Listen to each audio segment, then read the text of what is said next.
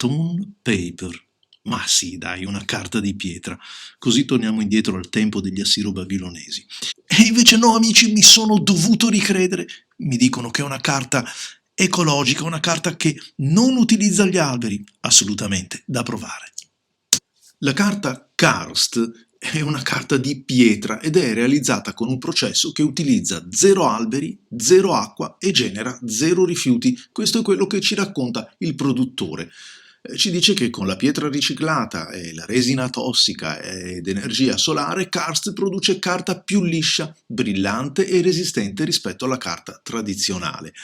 Poi si dice che possiamo scrivere con la pioggia, possiamo insomma fare tantissime cose perché è impermeabile, resistente agli strappi, riciclata dagli alberi, ma soprattutto ci dice per esempio che la carta di pietra Karst è diversa da qualsiasi cosa tu abbia mai scritto, o su qualsiasi cosa evidentemente il traduttore, completamente priva di attrito. Le penne scivolano sulle nostre pagine perché non c'è direzione della grana. E questo è vero, la sensazione infatti, ve la descriverò man mano che la provo, è un po' strana e particolare e va senza dubbio provata.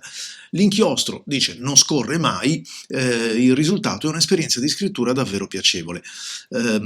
Scarsa emissione di carbonio perché è prodotta senza tagliare, eccetera. Ci sono 50 pagine bianche, la carta è spessa 120 micron, che è l'equivalente dei 144 GSM, ed è fatta tutta con materiali riciclati, compresa la rigatura che è fatta con, se non ricordo male, con un inchiostro di soia.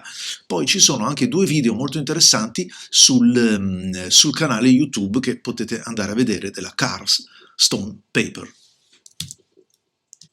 Vi lascio alle immagini, commenteremo dopo anche eventuali skipping, defiance che mi sono capitate con questa carta, cercando di analizzare il perché e il per come, ma intanto godiamoci i pennini, godiamoci gli inchiostri su questa carta così particolare, con una sensazione che è un po' diversa da quelle che forniscono le altre carte.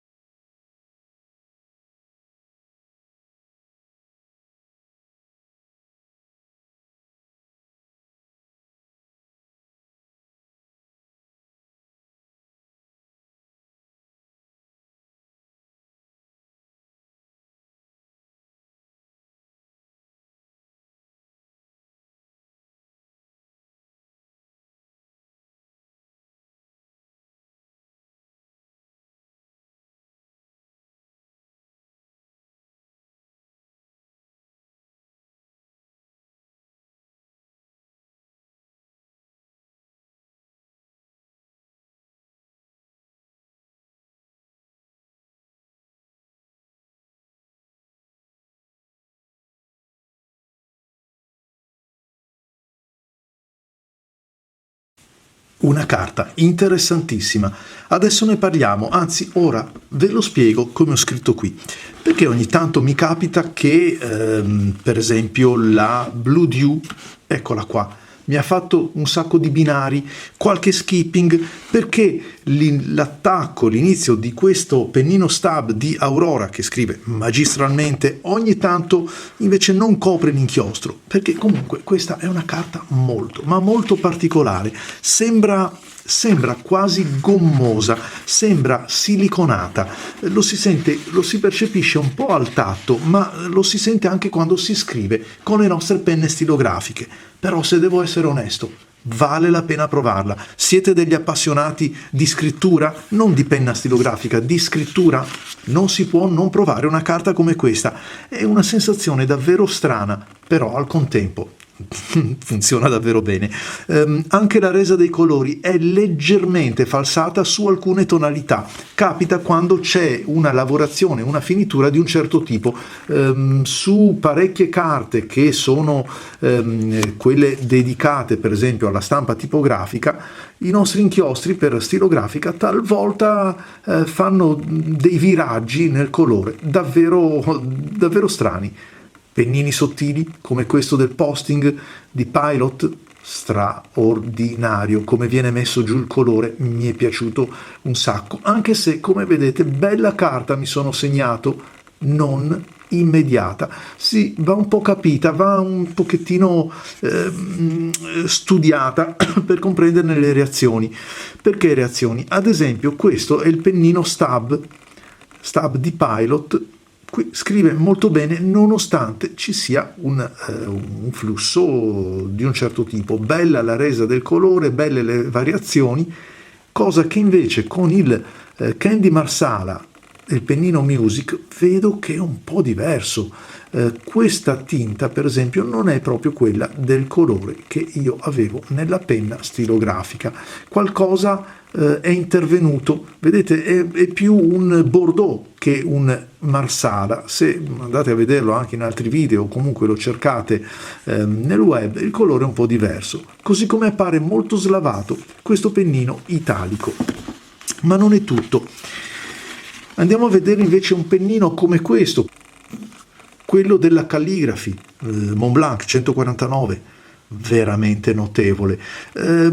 Ricorre questa mia descrizione, sensazione strana, è vero, sembra di far muovere il pennino su qualcosa di gommosello, su un, ve l'ho detto, qualcosa un po' di strano, di atipico, di sintetico, di siliconato, però poi vado a vedere il risultato, fenomenale, mi piace un sacco. Anche il pennino ad intinzione, buono ma non come sulle carte. Anche qui vedo che c'è un po' di trasformazione dell'inchiostro.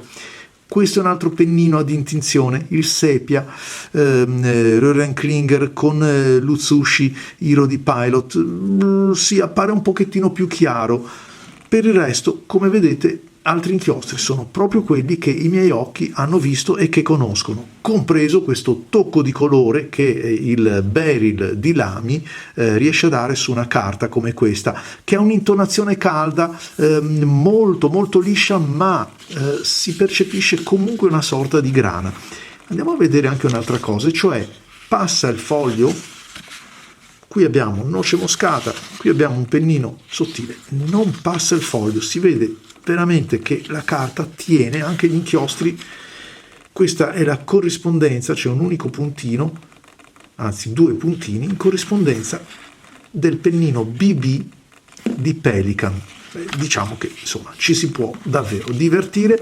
Ecco, è quello che vi mostravo prima di questi skipping, come se la carta non riuscisse a richiamare l'inchiostro, cioè non è la penna che fatica, che fa i binari, non è l'alimentatore, ma è come se non avvenisse il match fra carta e pennino, anche qui su questo magnifico Aurora, tanto è vero che la prova dimostrata è quella che la penna su altre carte, la stessa penna, funziona invece benissimo, e quindi è proprio una questione di feeling. Ancora una volta la carta è fondamentale.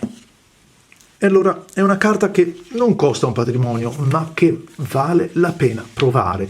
E tutto questo, questa sensazione tattile che parte dalla copertina, da questa poi bellissima cucitura che dà un bel tocco di colore anche all'interno del taccuino, e permea tutto il taccuino, ma vale la pena provarlo perché è una sensazione un po' particolare, mi ricorda un po' alla lontana quello della Tagasako, della Yamamoto, anche se quella lo fa per altri versi, è una carta traslucida, quasi mi ricorda quasi le carte oleose, e i pennini anche lì hanno un modo di comportarsi diverso da quello che è la consuetudine. Questa bellissima e stranissima carta la trovate come sempre da Gold Pen. Se siete iscritti al canale, scrivetelo nell'ordine, fatelo presente, scrivete il vostro nickname nell'iscrizione al canale, avrete un piccolo omaggio o comunque uno sconto sugli acquisti. A voi tutti amici, grazie, vi aspetto ai prossimi video.